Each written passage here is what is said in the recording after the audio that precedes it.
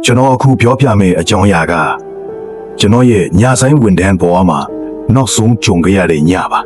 ကျွန်တော်တို့ဟိုတယ်ကမြို့လေကလူစီကားတဲ့နေရာမှာရှိတာဆိုတော့ဘယ်သူမှဒါမျိုးဖြစ်မယ်လို့မထင်ကြဘူးအဲ့ဒီညကအပြင်မှာမိုးတွေတဲပြီးအရန်အေးနေတာဗျာဒါပေမဲ့ည2 နာရီလောက်မှာအခန်း905ကဧည့်သည်ကဖုံးဆက်လာတယ် reception လားအခန်းထဲမှာအဲကွန်ပြတ်နေတော့လားမသိဘူးအရန်ပူနေတယ်လာကြည့်ပေးပါဦးတဲ့ကျွန်တော်လဲ remote အသစ်တစ်လုံးယူပြီးအပေါ်ထပ်ကိုတက်သွားခဲ့တယ်ငါးလွှတ်ဓာတ်လေကတကားပွင့်သွားကြတဲ့ကကျွန်တော်သတိထားမိတာကအဲ့ဒီအထက်တစ်ခုလုံးမှာ plastic လောင်နှံ့လိုမျိုးညှို့နှံ့တက်တက်ရနေတာပဲအခန်း905ရှိရောက်တော့တကားကိုခောက်လိုက်တယ်အခုအဲကွန်လာကြည့်ပေးတာပါ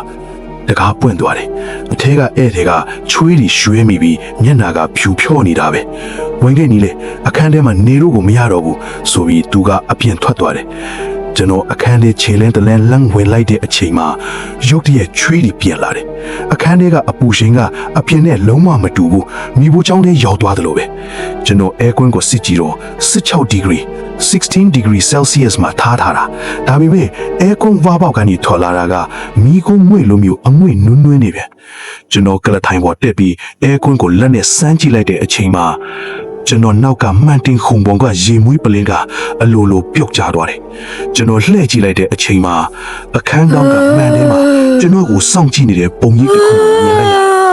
အဲ့ဒါကလူတစ်ယောက်ရဲ့ပုံစံပဲဒါပေမဲ့သူ့ရဲ့အရေပြားတွေကမီးလောင်ထားတယ်လို့ရေပြုံကျနေပြီးမဲတူးနေတာ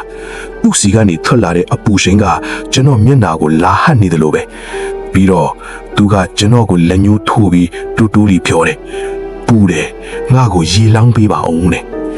ကျွန်တော်ကြောက်လန့်တစားနဲ့အခန်းထဲကပြေးထွက်လာခဲ့တယ်အပြင်မှာစောင့်နေတဲ့ဧည့်သည်ကကျွန်တော်ကိုကြည့်ပြီးညီလေးဘာဖြစ်လို့လဲလို့မေးတယ်ကျွန်တော်ဘာမှပြန်မပြောနိုင်ပဲအောက်ထပ်ကိုပြေးဆင်းလာခဲ့တော့တာပဲနောက်နေ့ကျမှစီနီယာဝန်ထမ်းတယောက်စီကသိရတာကလွန်ခဲ့တဲ့9 နှစ်ကအဲ့ဒီ905အခန်းမှာပဲ short ဖြစ်ပြီးမီးလောင်ခဲ့ဘူးတဲ့အဲ့ဒီတော့ကအဲ့ဒီတယောက်ကအိပ်ပျော်နေရင်မိကိုမွန်ပြီးအရှင်လက်လက်လောက်ပြေးခဲ့တာအဆိုးဆုံးကပါလဲဆိုတော့အဲ့ဒီညာကကျွန်တော်ဝတ်ထားတဲ့ဝန်တန်းယူနီဖောင်းရဲ့ကျောင်းပါမှာမီးလောင်ထားသလိုမျိုးလဝါးရာကြီးထင်းကျန်ခဲ့တာပဲအခုဒီလေကျွန်တော်မျက်စိမှိတ်လိုက်တိုင်းအဲ့ဒီပူတယ်ဆိုတဲ့အတန်ကြီးကနားထဲမှာဆွဲနေတွန်းပါဗျာ